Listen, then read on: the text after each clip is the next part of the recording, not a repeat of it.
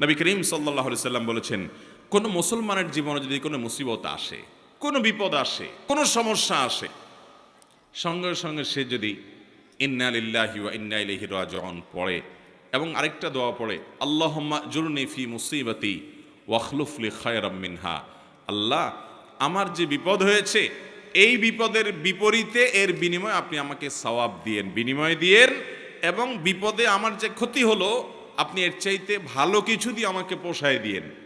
এই দোয়া যদি কেউ পড়ে তো আল্লাহ রাব্বুল আলামিন তার ওই বিপদে যা ক্ষতি হবে তার থেকে বেশি দিয়ে তাকে অবশ্যই পুষিয়ে দিবেন। উম্মে সালামা রাদিয়াল্লাহু তাআলা আনহা, নবী করিম সাল্লাল্লাহু আলাইহি সাল্লামের স্ত্রী, তিনি বলেন যে আমি নবী করিম সাল্লাল্লাহু আলাইহি সাল্লামকে কিভাবে পেয়েছি তোমরা জানো? অদ্ভুত ঘটনা, শিক্ষা নেওয়ার মতো একটা ঘটনা। তিনি বলেছেন যে আমার স্বামী আবু সালামা যখন মারা গেলেন আমি খুব বেশি ব্যথিত হলাম, মর্মাহত হলাম যে একজন ভালো সঙ্গী হারালাম, স্বামীকে হারালাম।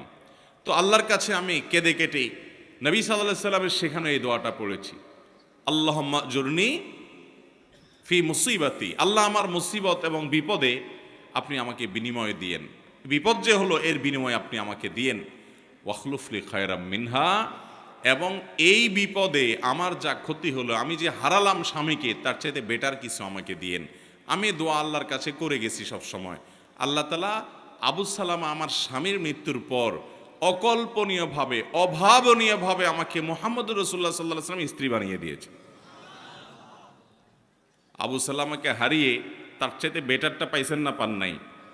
মুহতারাম হাজরিন, অতএব যেই কোনো বিপদে ইমানদারের ইমান যত মজবুত হবে সে তত বেশি হাসতে পারবে যে আলহামদুলিল্লাহ আমার রব আমাকে যে অবস্থা রেখে খুশি, আমি অবস্থার উপরে খুশি, এবং বিপদ যতই আসবে আমি সেটাকে ওয়েলকাম করব, বেসবর হব না, ধৈর্যহীন হব না। আমাদের সংসারগুলোতে আজ যে অশান্তি, আমাদের সমাজে যে আজ বিশৃঙ্খলা, অশান্তি, এর মূল যদি কয়েকটা কারণ বের করা হয়, অন্যতম প্রধান কারণ হবে বেসবর, ধৈর্যহীনতা, সবরহীনতা। ঘরে ঘরে সংসারগুলো টিকছে না, ভেঙে খান হয়ে যাচ্ছে, প্রতি মুহূর্তে মুহূর্তে বিবাহ বিচ্ছেদের ঘটনা ঘটছে। অন্যতম কারণ ধৈর্য সহ্য নাই, ছেলেরও ধৈর্য নাই, মেয়েরও ধৈর্য নেই, কিছু হলেই সব হটমেজাজি হয়ে যায়, সবাই কাট্টি দেওয়া শুরু করে। কাট্টি বুঝেন তো? আপনাদের এলাকায় কি বলে? দোস্ত দোস্ত একটু অভিমান হলে, রাগারাগি হলে বলে না তোর সাথে কাট্টি, এই যে তোর সাথে আর কথা নাই। স্বামী স্ত্রীর মধ্যে আজকাল এই অবস্থা, প্রতিটি ঘরে ঘরে অশান্তির মূল কারণই হলো সবরহীনতা, যে ধৈর্য জিনিসটা আজ আমাদের কাছ থেকে নাই। এটাকে আমরা ইবাদত মনে করি না। একটা জটিলতা হলো আমালুল কুলুব বা অন্তরের আমলগুলোকে আমরা একেবারে কেয়ার করি না, অথচ অন্তরের আমলগুলোর গুরুত্ব অনেক বেশি। আমরা বাহ্যিক আমলকে গুরুত্ব দেই, নামাজ পড়া বাহ্যিক আমল, সিয়াম পালন করা বাহ্যিক আমল, যাকাত দেওয়া বাহ্যিক আমল, তেলাওয়াত করা বাহ্যিক আমল, এগুলো বাহ্যিক অঙ্গ প্রত্যঙ্গ দিয়ে, চোখ মুখ হাত পা এগুলো দিয়ে করতে হয়। কিছু আমল আছে যে আমলগুলো অন্তরের ভেতরে লালন করতে হয়, এগুলো দেখা যায় না, এর ভিতরে সবর অন্যতম। এই আমলটা যদি কেউ করতে পারে, ভেতরে যদি ধৈর্যটা আনতে পারে, এটা নিজের সঙ্গে নিজে সংগ্রাম করে করতে হয়, এর জন্য লড়াই করতে হয়, এর জন্য সমালোচনা করতে হয়, নিজের হিসাব মিলাতে হয় যে আমি মানুষটা কতটা ধৈর্যশীল, কতটা ধৈর্যহীন, আমি কতটা হটমেজাজি হই, বউয়ের সাথে কয়বার আমি বদমেজাজি দেখাই, বউ হিসাবে তিনি চিন্তা করবেন স্বামীর সাথে কয়বার তিনি বদমেজাজি করেন, প্রতিদিনের হিসাব মিলাবেন, এরপর তিনি নিজের যোগ বিয়োগ করে নিজেকে সংশোধনের চেষ্টা করবেন। আমরা চেষ্টা করবো তো ইনশাআল্লাহ। আল্লাহ রাব্বুল আলামিন আপনাকে, আমাকে, আমাদের সবাইকে সবরকারী মানুষদের কাতারে শামিল হওয়ার তৌফিক দান করুন। মুহতারাম হাজিরিন, নবী করিম সাল্লাল্লাহু আলাইহি ওয়াসাল্লাম তিনি তার সাহাবায়ে কেরামকে সবরের প্রশিক্ষণ দিয়েছেন। এমন কিছু সাহাবী সঙ্গী তিনি পেয়েছেন যারা ধৈর্যের রুদ্রমূর্ত প্রতীক ছিলেন, তারা এরকম দৃষ্টান্ত ছিলেন যে তাদের ধৈর্য, এক একজনের সবরকে আমরা যদি অ্যানালাইসিস করি তো বিশাল বড় বড় হিস্ট্রি হয়ে যাবে, অনেক বড় দাস্তান হয়ে যাবে, শুধুমাত্র এক একজন সাহাবীর সবরকে যদি আপনি অ্যানালাইসিস করেন, গবেষণা করেন। আজ মুসলমানদের মধ্যে এটার বড় বেশি অভাব। সবর করার চেষ্টা করবো তো ইনশাআল্লাহ। মুশকিল হলো আমরা যারা বদমেজাজ, আমাদের সবর কিভাবে আসবে? আমরা অনেকে চেষ্টা করি কিন্তু ধৈর্য ধারণ করতে পারি না। ওই যে ডায়রিয়ার রোগীর মতো ডাইরেক্ট হয়ে যায়, হুটহাট করে যা তা বলে ফেলি, পরে আফসোস করি। তো সবর আনার জন্য কিছু আমল আছে ভাইরা। নাম্বার 1, আপনার ভিতরে সবর আনার জন্য আপনি প্রতিনিয়ত আল্লাহ রাব্বুল আলামিনের কাছে দোয়া করবেন যে আল্লাহ আপনি আমাকে সবর এবং ধৈর্য ধারণ করার তৌফিক দান করেন। যে কোনো বদামল দূরের জন্য আল্লাহ তাআলার কাছে পানাহ চাইতে হয়। নবী আলাইহিস সালাম পানাহ চাইতেন, এই জন্য আল্লাহর কাছে দোয়া করতে হবে। নাম্বার 2, ধৈর্যশীল মানুষদের সাথে থাকতে হবে।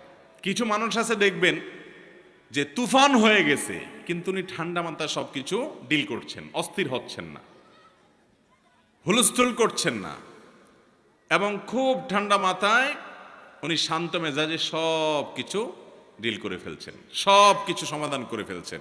এরকম কিছু ঠান্ডা মাথার মানুষ সব সমাজে আছে।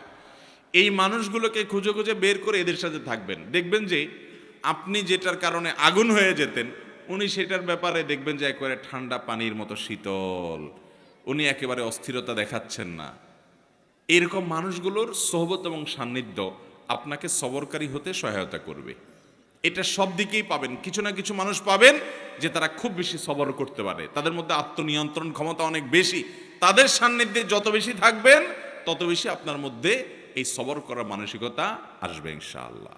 নাম্বার 3, যদি কখনো আপনার রাগ দেখানোর মতো পরিস্থিতি তৈরি হয়, আপনি নিজেকে বলবেন ঠিক আছে রাগ দেখাবা তুমি, কিন্তু এখন না, একটু পরে, একটু পরে। যদি কিছু সময় ক্ষেপণ করতে পারেন, এরপরে যদি রাগ করেনও, সেই রাগটা হবে ব্যালেন্সেড রাগ, সেটাতে বেসবরির কোনো কিছু থাকবে না, একেবারে সেটা দেখবেন যে ভারসাম্যর সাথে আপনি একেবারে রাগ করতে পারবেন, যে রাগে ক্ষতিকর কিছু হবে না। আর যদি যখন হট মেজাজ হলো না এখনই আমি এটা দেখে ছাড়বো, তাহলে শেষ, আপনি আর সামনে আগাইতে পারবেন না। যত বদমেজাজি মানুষ আছে এরা দেখবেন যে তৎক্ষণাৎ কিছু একটা করে ফেলতে চায়। যদি তারা সবর করে নিজেকে আটকে রাখতে পারে যে ঠিক আছে করব, আর একটু পরে, একদিন পরে করেন, দেখবেন রাগ অটোমেটিক অর্ধেকে নেমে গেছে। কথা কি বুঝাতে পারছি? নাম্বার 4, সবর নিজের ভিতরে আনার জন্য বদমেজাজ এবং রাগ নিয়ন্ত্রণের যে আমলগুলো আছে সেগুলো করবেন। সে আমলগুলো কি কি? নাম্বার 1, আউযু বিল্লাহি মিনাশ শাইতানির রাজিম বেশি বেশি করে পাঠ করা। কোরআন কারীম আল্লাহ বলেছেন ইম্মা ইয়ানজাগান্নাকা মিনাশ শাইতানি নাজগুন ফাস্তাইয বিল্লাহি মিনাশ শাইতানির রাজিম। শয়তান যদি তোমাদেরকে খোঁচা দেয়, এই যে মানুষকে রাগায়, বদমেজাজ করে, আখিরাত ধ্বংস করে, দুনিয়া ধ্বংস করে, এজন্য শয়তান যদি তোমাকে খোঁচায় যদি বদমেজাজ বানায় বা ক্ষতিগ্রস্ত করতে চায়, তাহলে আউযু বিল্লাহি মিনাশ শাইতানির রাজিম বলবে। এটা আল্লাহর নির্দেশনা। এজন্য শয়তান থেকে পানাহ চাইতে হয় বদমেজাজ হলে, রাগ হলে। এক ব্যক্তি নবী করিম সাল্লাল্লাহু আলাইহি সাল্লামের সময় রাগ হচ্ছিলেন, খুব রাগান্বিত, ক্রোধান্ধ হয়ে গেছে, রাগে অগ্নিশর্মা হয়ে গেছে। নবী সাল্লাল্লাহু আলাইহি সাল্লাম দূর থেকে দেখে বলছেন এই লোকটার মধ্যে যে প্রচন্ড রাগ দেখা যাচ্ছে, খুব বদমেজাজ হয়ে গেছে, ইন্নিল্লা আ'লামু কালিমাতান, আমি একটা বাক্য জানি, এই বাক্যটা যদি সে বলে তার রাগ কমে যাবে। তখন নবী সাল্লাল্লাহু আলাইহি সাল্লাম তাকে শুনিয়ে শুনিয়ে দূর থেকে সেই বাক্যটা পাঠ করলেন, সেটা হলো আউযু বিল্লাহি মিনাশ শাইতানির রাজিম। এই বাক্য পাঠ করার পর ওই লোকটা দূর থেকে শুনে তিনি ওই বাক্যটা পাঠ করলেন এবং তার বদমেজাজি আল্লাহ রাব্বুল আলামিন দূর করলেন। ভাইরা আমার, আমরা হলে তো যায় বলতাম এ ভাই তোমার মাথা এত গরম হয়ে গেছে, তোমাকে একটা দোয়া শিখাই দিই, এই দোয়াটা করলে সাথে সাথে তোমার মাথা ঠান্ডা হয়ে যাবে, তুমি আউযু বিল্লাহির সাথে পাঠ করো। এটা তার কাছে যাই আর রাগের মুহূর্তে বললে দোয়া সে নেওয়া তো দূরের কথা, বরং বক্সিন একটা আপনার নাকের ভিতর মারার আশঙ্কা ছিল, কিছু থাকবে কি থাকবে না। নবী করিম সাল্লাল্লাহু আলাইহি সাল্লামের হিকমা দেখেন, উনি নবী হওয়ার পরও উম্মতকে পর্যন্ত সরাসরি এইরকম পরিস্থিতিতে কোনো কিছু বললে সে মানতে পারে কি পারে না, সেজন্য তার কাছ থেকে নবী আলাইহিস সালাম সে আশা করছেন না যে তাকে এই মুহূর্তে বলা যাবে, তিনি দূর থেকে বললেন এবং তিনি শুনে শুনে ঠান্ডা হলেন। এই জন্য আউযু বিল্লাহি মিনাশ শাইতানির রাজিম পাঠ করবেন। যাদের মধ্যে খুব রাগ বেশি আছে, ধরেন আপনার বউ, বাসার স্ত্রী অনেক রাগী, যতই বুঝান কোনো কাজ হয় না, তো যে খাবারগুলো সে খায়, যে পানীয়গুলো খায়, আউযু বিল্লাহি মিনাশ শাইতানির রাজিম 7 বার পড়ে ফু দিবেন। আবার দেখে দেখে যেন না ফেলে, খবরদার। দেখলে কিন্তু খবর আছে, বলবো যে কি মন্ত্রণন্ত্র পড়ে কি করছো, আরেক যুদ্ধ বাঁধবে কিন্তু। এই জন্য আর যদি দেখায় করতে চান তাহলে আগে আগে বলবেন, দেখো আমি কিন্তু কোনো ঝামেলা করতেছি না, শুধু আউযুবিল্লাহ পড়ে ফু দিচ্ছি। তো যদি বলে যে আউযুবিল্লাহ পড়ে কেন ফু দিছ, যদি বলেন যে তোমার রাগ অনেক বেশি, তাহলে আরেক যুদ্ধ হইতে পারে।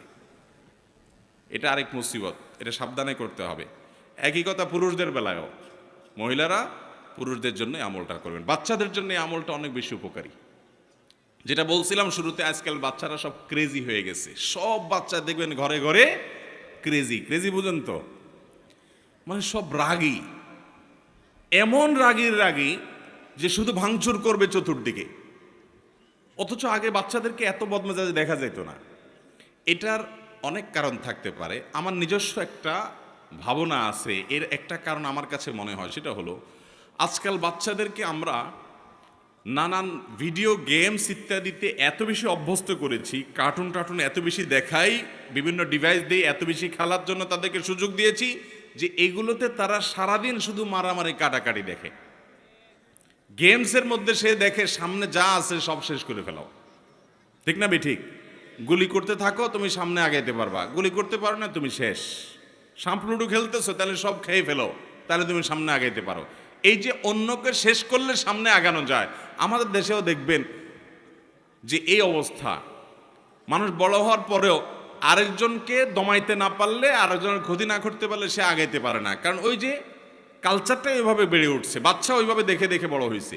এই জন্য দেখবেন বাসায় কোনো মেহমান আসলে অনেক সময় দেখবেন ছোট পোলা পায়েন ওই আঙ্কেলকে দেখে এরকম ধরে ঠুস ঠুস ঠুস ঠুস করে, হাত দিয়ে পিস্তল মারে। তার মানে কি, ও সারাদিন মারামারি দেখছে, ও জানে সামনে যা আসে সব শুধু ঠুস ঠাস করতে হয়, ফাইট করতে হয়, এটাই শিখছে। তো ও বদমেজাজ হবে না কি হবে? ওর মধ্যে উদ্ভট ভাব আসবে না কি হবে? বাচ্চাদেরকে আজ শারীরিক কসরত থেকে আমরা মাহরুম রেখেছি। বাচ্চাদেরকে শুধু মাহরুম রাখি নাই, আমরা নিজেরাও মাহরুম আছি। শারীরিক কসরত করে, ব্যায়াম করে, খেলাধুলা করে, দৌড়াদৌড়ি করে কিসে সুস্থ থাকবো? কোন দেশের কোন খেলোয়াড়রা কোথায় খেলে, আর ভূতের মতো রাত 2টা বা 2টা তাকায় থাকেন আপনি। সে খেলে গোল দেয়, আপনি এখানে লাফ দিয়ে উঠেন। সে খেলে হেরে যায়, আপনি এখানে চোখের পানি ফেলেন। ভাই, পাগলামিরও তো একটা সীমা থাকা উচিত। আল্লাহ তাআলা আপনাকে সুস্থ শরীর দিচ্ছে, আপনি ব্যায়াম করেন, নিজে দৌড়াদৌড়ি করেন, নিজে খেলাধুলা করেন, নিজে কম্পিটিশন করেন, করে সুস্থ থাকেন। এখন সেটা না, বাচ্চার হাতে একটা ধরা দিয়েছেন যে তুইও ধ্বংস হ, চোখ নষ্ট কর, মাথা নষ্ট কর, ব্রেইন নষ্ট কর, ইমান নষ্ট কর, আমল নষ্ট কর, ক্রেজি হয়ে যা, বদমেজাজ হয়ে যা। আর আপনিও একটা বাক্স এটা সামনে নিয়ে বসছেন, সেই গোল দিছে, আপনি লাভ দিয়ে উঠতেছেন। ভাইয়েরা আমার, মুসলমানের কর্মকাণ্ড এত উদ্ভট হবে না, এত অযৌক্তিক হবে না, এত হাস্যকর হবে না। নবী করিম সাল্লাল্লাহু আলাইহি ওয়াসাল্লাম তিনি দৌড়াদৌড়ির কম্পিটিশন করেছেন, সাহাবীদের সাথে করেছেন, নিজের স্ত্রীর সাথে করেছেন। তিনি সাহাবীদের শুটিং প্রতিযোগিতায় উৎসাহিত করেছেন। শারীরিক ব্যায়াম হয়, এই ধরনের খেলাধুলাকে এলাও করেছেন। যেখানে জুয়া নাই, যেখানে সতর মুক্ত করা হয় না, যেখানে চোখের জেনা হয় না, যেখানে হারাম কিছু নাই, সেগুলোকে তিনি অনুমোদন করেছেন। আর মুসলমানের সন্তানরা রাতকে রাত নষ্ট করে, সময় স্বাস্থ্য নষ্ট করে, শরীর নষ্ট করে, চোখের জেনা করে, অন্যের সতর উন্মুক্ত সতরের দিকে দৃষ্টিপাত করে গুনাহগার হয়, এবং মুমিন হিসাবে, ইমানদার হিসাবে কুফুরের প্রতি, আল্লাহর প্রতি, অবিশ্বাসীর প্রতি যে অপছন্দ করা তার ইমানের দাবি ছিল, ওয়ালা এবং বারার দাবি ছিল, সেটা তার অন্তর থেকে ধুয়ে মুছে পরিষ্কার করে একাকার হয়ে তার সবচেয়ে বড় আদর্শ আর সবচেয়ে বড় কাফেররা, যারা সমকামিতাকে প্রমোট করে, যারা সমকামিতাকে বৈধতা দেয়, যারা অসংখ্য অন্যায় অনাচারকে বৈধতা দেয়, অনেক মুসলমানের প্রতি জুলুমকে যারা বৈধতা দেয়, তারাই আপনার হিরো, তারাই আপনার স্টার এবং তারকা। আল্লাহ রাব্বুল আলামিন আমাদের বিবেকগুলোকে যেন জাগ্রত হয় সেই তৌফিক দান করেন। ভাইরা আমার, তো বলছিলাম বাচ্চারা ক্রেজি হয়ে যাচ্ছে, আমরা ক্রেজি হয়ে যাচ্ছি। গোটা সমাজে চতুর্দিকে দেখবেন অধৈর্যের চর্চা, ঘরে ঘরে, জনে জনে, জায়গা জায়গা, সর্বত্র। ভালো মুসলমান হওয়ার জন্য, নেককার মুসলমান হওয়ার জন্য শত শত নফল আমল, শত শত জিকির আজকার, শত শত তাসবিহ চাইতে অনেক গুণ বেশি উত্তম হবে আপনার সারা দিন রাত 24 ঘন্টার ভিতরে 2-4টা জায়গায় বদমেজাজ দেখানোর, রাগ করার ইস্যু তৈরি হয়েছে, কিন্তু নিজেকে নিয়ন্ত্রণ করে যেখানে যতটুকু না হলে নয় সেখানে ততটুকু ব্যবহার করতে পেরেছেন। নিজেকে এই নিয়ন্ত্রণ করতে পারলে আপনি আল্লাহ তাআলার কাছে ওই শত সহস্রবার তাসবিহ করার চাইতে অধিক সওয়াব পাবেন চেষ্টা করব না ইনশাআল্লাহ। ভাইরা আমার, এই সবর বা ধৈর্য 3 প্রকার। একটা হলো আস-সাবরু আলা তাআত, ভালো কাজ করতে ধৈর্য লাগে কি লাগে না? শীতকালে ফজরের সময় কনকনে শীতের মধ্যে, ঠান্ডার মধ্যে উঠে উজু করে ফজর নামাজ পড়তে যাইতে ধৈর্য লাগে না? মনে চায় না, কষ্ট হয়, তারপরও নিজের সঙ্গে নিজে লড়াই করে সংগ্রাম করে কাজটা করতে হয়। এটা যারা করতে পারে এরাই হলো সত্যিকারের বীর, এরাই হলো সত্যিকারের মেরুদণ্ডওয়ালা মানুষ, সত্যিকারের সাহসী মানুষ, যে তাদের প্রবৃত্তির গোলামি তারা করে না, যে নফস যা বলে তা করে। সে নিজের কল্যাণের পথে মন না চাইলেও সে এগিয়ে যায়। সবর, ভালো কাজ করতে সবর লাগে। আর দ্বিতীয় ধৈর্য হলো আস-সাবরু আনিল মাসিয়া, পাপের কাজ, অপরাধের কাজ, এগুলো থেকে বাঁচার জন্য সবর লাগে। আপনার চোখের এরিয়াতে অনলাইনে, অফলাইনে, ফেসবুকে, বাহিরে বিভিন্নভাবে সুন্দরী নারী চলে আসছে, অশ্লীল কোনো দৃশ্য চলে আসছে। আপনার ভেতর থেকে প্রবৃত্তি বলছে দেখে নে, তাড়াতাড়ি দেখে নে, মিস হয়ে যাবে, চলে যাবে, তাড়াতাড়ি দেখ। মন থেকে আপনাকে উস্কে দেয়। আপনি তখন যদি নিজেকে আটকে রাখতে পারেন, নিয়ন্ত্রণ করতে পারেন, সবার মানেই হলো হাবসুন নফস, নিজেকে নিয়ন্ত্রণ করা, যে না আমি দেখবো না, আমার আল্লাহ নিষেধ করেছেন হারাম। এটা যদি করতে পারেন তাহলে সেক্ষেত্রে এটা হলো গুনাহ থেকে সবর করা। এটা করতে পারলে একটা জয়ীফ হাদিস দ্বারা প্রমাণিত, একটা জয়ীফ হাদিসে বর্ণিত হয়েছে, করার সুযোগ তৈরি হয়। আর সে যদি নিজেকে নিয়ন্ত্রণ করতে পারে তাহলে আল্লাহ রাব্বুল আলামিন তাকে ঈমানের স্বাদ তৎক্ষণাৎ অনুভব করার তৌফিক দান করেন। আপনি খেয়াল করেন, কোনো সুন্দরী নারী বা অশ্লীল কোনো দৃশ্য যেটা দেখা আপনার জন্য হারাম, যেটা আপনার মনকে অস্থির করে দিবে, যেটা আপনার মনের জেনার দিকে নিয়ে যাবে, যেটা আপনাকে অন্যান্য জেনার দিকে নিয়ে যাবে, সেটা দেখা আল্লাহ তাআলা হারাম করেছেন। ওই জিনিসটা যদি আপনি দেখেন, দেখলে সাথে সাথে একটু নগদ স্বাদ পাবেন, মজা পাবেন, ঠিক আছে, কিন্তু পরক্ষণে অস্থির হয়ে যাবেন। এটা হলো অনেকটা চুলকানির মতো, চুলকাইতে অনেক মজা পাবেন কিন্তু চুলকানির পরে জ্বলবে, ঠিক না ভাই? ঠিক। দেখার পর যখন চোখের আড়াল হয়ে যাবে এরপর আপনি অস্থির হয়ে যাবেন, হায় হায় কই গেল, কারণ তো দাঁড়ায় থাকবে না আপনার জন্য। আর যদি আপনি না দেখেন, কষ্ট করে নিজেকে নিয়ন্ত্রণ করেন, সবর করতে পারেন যে আমি দেখব না, তাহলে এর ফলশ্রুতিতে কিছুক্ষণ পরেই, প্রথমে একটু কষ্ট হবে, কিছুক্ষণ পরে আপনার ভিতরে এক ধরনের স্বাদ, এক ধরনের তৃপ্তি অনুভব হবে যে আমি আল্লাহ তাআলার আদেশ রক্ষা করতে পেরেছি, আমি নিজেকে নিয়ন্ত্রণ করতে পেরেছি, আমার মেরুদণ্ড আছে, আমি ডায়রিয়ার রোগী না, ডাইরেক্ট হয়ে যাই নাই, নিজেকে কন্ট্রোল করতে পারছি। যাদের কন্ট্রোলিং পাওয়ার নেই, যেখানে সেখানে কাইত হয়ে যায়, যেখানে সেখানে যা তা মনে চায় সেটা করে ফেলে, তারা হলো বেসবর। একজন ইমানদার তিনি যখন গুনাহ থেকে বাঁচার জন্য এরকম চেষ্টা করেন, কসরত করেন এবং জিতে যান, তো এই ব্যক্তি হলেন প্রকৃত সবরকারী। আল্লাহ তাআলা আমাদেরকে প্রকৃত সবরকারী হওয়ার তৌফিক দান করুন। তাহলে সবর 3 প্রকার। একটা হলো ভালো কাজ করতে গেলে মনে চায় না, কষ্ট হয়, তারপরও ভালো কাজ করা, এটা এক প্রকারের সবর। মন্দ কাজ বা খারাপ কাজ করতে মনে চায়, যথেষ্ট কারণ আছে, তারপরও মন্দ কাজ করে না, ধৈর্য ধারণ করে, এটা হলো দ্বিতীয় প্রকার। আর তৃতীয় প্রকার সবর হলো আস-সাবরু ইনদাল মুসিবাহ বা ইনদাল মাসায়েব, বিপদ আপদের সময় অধৈর্য না হয়ে আল্লাহ রাব্বুল আলামিন যে বিপদ আমাকে দিয়েছেন এর মধ্যে কল্যাণ আছে, এই বিশ্বাস এবং ইয়াকিন রেখে কোনো কল্যাণ না হোক, সওয়াব তো অবশ্যই পাবো। নবী করিম সাল্লাল্লাহু আলাইহি সাল্লাম বলেছেন, আজাবান লি আমরিল মুমিন ইন আমরাহু কুল্লাহু খায়র। ইমানদারের বিষয়টা দেখে আমার কাছে বড় অদ্ভুত লাগে, আমি আশ্চর্য হই, বড় পিকুলিয়ার ইমানদারের পুরো জীবনটা, তার জন্য শুধু কল্যাণই কল্যাণ, হাতির মতো মরলেও লাখ, বাঁচলেও লাখ, ইমানদারের জীবনে ক্ষতি বলতে কিছুই নেই। কারণ ইন আসাবাহু খায়রুন, ইমানদারের জীবনে যদি ভালো কিছু অর্জন হয় তখন সে শাকারা, আল্লাহ শুকর আদায় করে। তাহলে ভালো জিনিস পাইলো, কোনো গুড নিউজ সে পেল, আবার আল্লাহর শুকর আদায় করে সওয়াবও সে অর্জন করলো। ওয়াইন আসাবাহু শাররুন, আর ইমানদারের জীবনে যদি কোনো বিপদ হয়, ক্ষতি হয়, সবারা, সে সেই ক্ষতিতে সবর করে, হাসি মুখে মেনে নেয় আল্লাহর ফয়সালাকে। ফাকানা খায়রাল্লাহ, তখন তার বিপদে যে ক্ষতি হলো সবর করার মাধ্যমে এর চাইতে বেশি তার আমল নামা আল্লাহ তাআলা সওয়াব দিয়ে তাকে পুষিয়ে দেন, এবং এই ক্ষতি যেটা হয়েছে আল্লাহ তাআলা পরবর্তীতে এটাকে আরো অনেক বেশি কিছু দিয়ে তাকে পুষিয়ে দেন। তাহলে ইমানদারের জীবনে হারাবার মতো কোনো কিছুই নাই। তার জীবনে ছোট বড় যে কোনো সমস্যা নিজেকে নিয়ন্ত্রণ করার চেষ্টা করে। আমরা সবর করার চেষ্টা করব তো ইনশাআল্লাহ। আজ থেকে আসুন তাহলে আমরা একটু সংকল্প করি, শপথ করি যে আগামীকাল থেকে সকাল থেকে রাত পর্যন্ত আমরা শোয়ার আগে একটু হিসেব মেলাবো। মুশকিল শোয়ার আগে তো আমাদের টাইম নেই, কারণ মোবাইলে মোনাজাত ধরতে ধরতে আমাদের ঘুমাইতে হয়, ঠিক না ভাই? ঠিক। দুই হাতে মোনাজাত ধরে এত লম্বা মোনাজাত যে ঘুমের চোটে মুখের উপরে মোবাইল পড়ার আগ পর্যন্ত ঘুমায় না। এহতেসাব, নিজের হিসাব নিজে মিলানো। আমি তো জান্নাতের পথযাত্রী ভাই, কোন জায়গায় দাঁড়িয়ে আছি? আমি যে জায়গায় দাঁড়িয়ে আছি এই পথের মাথায় কি জাহান্নাম আছে না জান্নাত আছে? হিসাব মিলানোর সময় নেই। অবসর সময়গুলো আজ এই মোবাইল ফোন নিয়ে গেছে, ফেসবুক নিয়ে গেছে, ইউটিউব নিয়ে গেছে। এক্ষেত্রে আমরা ডাইরেক্ট হয়ে গেছি ওই যে ডায়রিয়ার রোগীর মতো, স্ক্রল করতেছে আঙ্গুল দিয়ে, কত দূর যাচ্ছে, মাইলকে মাইল স্ক্রল করে যাচ্ছে। যদি সূক্ষ্ম কোনো যন্ত্রপাতি দিয়ে চেক করা যেত তাহলে এই আঙ্গুলটার মাথা দেখতেন যে অনেক ক্ষয় হয়ে গেছে।